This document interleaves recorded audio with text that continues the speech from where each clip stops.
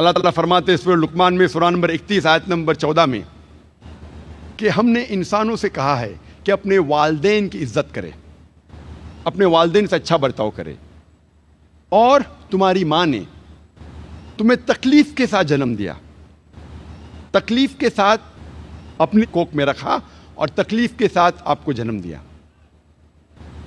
اللہ تعالیٰ پیغام کو دہراتے ہیں سورہ اعراف میں سورہ نمبر 46 آیت نمبر 15 میں، جس میں کہا گیا ہے کہ اے انسانوں، اپنے والدین کی عزت کرو، ان کے ساتھ اچھا برتاؤ کرو، اور تمہاری ماں نے تکلیف کے ساتھ تمہیں جنم دیا، اور تمہاری ماں نے 2 سال تک تمہاری پرورش کی پیدا ہونے کے بعد۔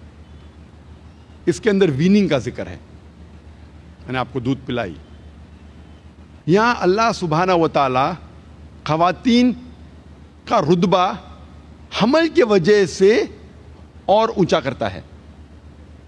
اور اکثر آپ دیکھیں گے میڈیا میں اسلام کے بارے میں غلط فہمیاں جو میڈیا پھیلا رہی ہے، اس میں ہمیشہ میڈیا یہ کہتی ہے کہ اسلام خواتین کو اپنے حقوق نہیں دیتا اور اسلام خواتین کو ذلیل کرتا ہے۔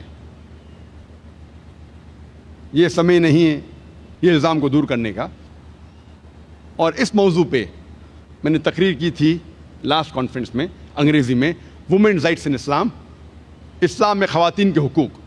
اگر وہ آپ تقریر دیکھیں گے تقریباً 1.5 سے 2 گھنٹے کی ہے، اس میں صاف طریقے سے ظاہر کیا گیا ہے کہ الحمدللہ اسلام میں عورت اور مرد کا رتبہ یکساں ہے۔ اسلام میں عورت اور مرد کا درجہ ایک ہے، لیکن درجہ ایک ہونے کا یہ مطلب نہیں کہ سب چیزوں میں وہ یکساں ہے۔ Equality does not mean identicality. پوری طور پہ اگر آپ جانچ پڑتال کریں گے تو پتہ چلے گا کہ عورت اور مرد کا رتبہ جو ہے وہ برابر ہے۔ اللہ سبحانہ و تعالیٰ نے رتبہ دونوں کا ایک رکھا ہے، لیکن ان کے ذمہ داری علیحدہ ہے، depending upon the psychological make up, biological make up, physiological make up. مرد اور عورت کی ذمہ داری علیحدہ ہے، لیکن اوور آل بوتھ ایکول۔ میں ایک مثال آپ کو پیش کروں گا جس سے آپ کو سمجھ میں آئے گا میں کیا کہنا چاہتا ہوں۔ مثال کے طور پہ ایک کلاس میں ایگزامینیشن ہوتا ہے اور 2 طلباء کو سب سے بہترین مارکس ملتے ہیں، دونوں کو ملتے ہیں 80% مارکس۔ جب ہم تحقیق کرتے ہیں پتہ چلتا ہے کہ کویشچن پیپر میں 10 سوال تھے اور ہر سوال کا جواب دینے پہ طالب کو ملیں گے 10 مارکس میکسیمم۔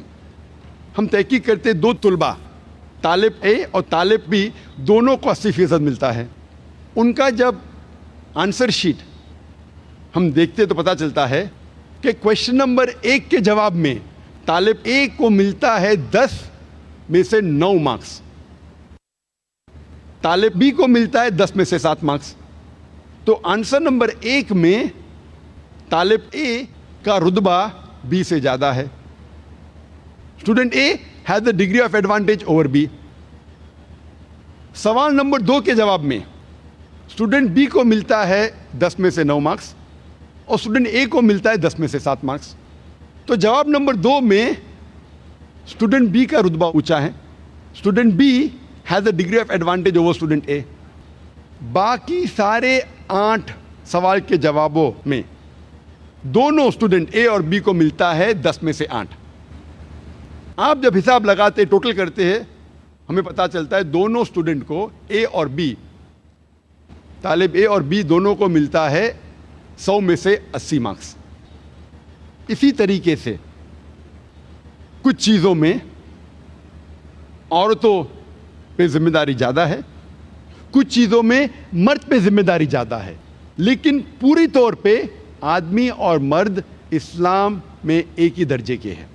مثال کے طور پہ اگر ایک چور میرے گھر میں داخل ہوتا ہے، میں نہیں کہوں گا میں خواتین کے حقوق میں مانتا ہوں، I believe in women's rights. میں نے کہوں گا میری بہن اور میری بیوی سے کہ جا کے چور کا سامنا کرو۔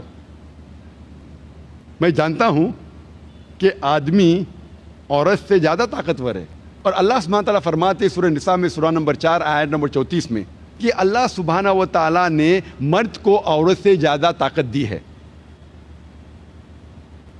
تاکہ ان کی ذمہ داری ہے کہ عورت کو سپورٹ کرے، عورت کی حفاظت کرے۔